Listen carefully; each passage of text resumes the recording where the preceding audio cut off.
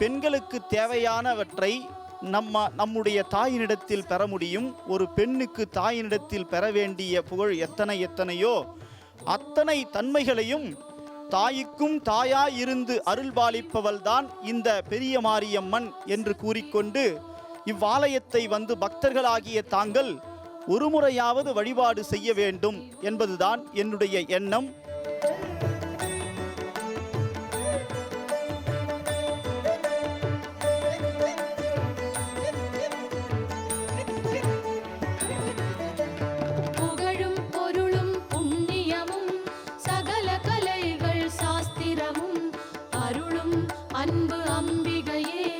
அசுரர் அகந்தை அகற்றிடுவாய். ஓம் சக்தி ஓம், ஓம் சக்தி ஓம், ஓம் சக்தி ஓம், ஓம் சக்தி ஓம்.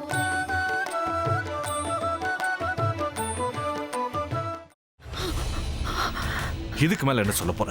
சொல்றதுக்கு வேற ஏதாவது பொய் இருந்தா சொல்லிடு. அவதான் ஏமாத்தி எல்லாத்தையும் என்கிட்ட இருந்து பறிச்சிட்டான்னு பார்த்தா நீயும் இப்ப அதே தான் பண்ணிருக்க. ஏன் ஆலியா, ஏன் இப்படி பண்ண? இந்த உலகத்துல பாட்டிக்கு அப்புறம் நான் யார் மேலேயாவது உயிரையே வச்சிருக்கேன்னா அது ஊ மேலதான் உனக்கு தெரியாதா?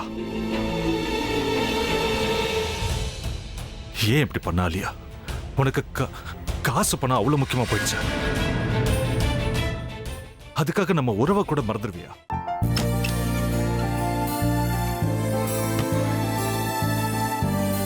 சக்தி சக்தி, ஒரு நிமிஷம்.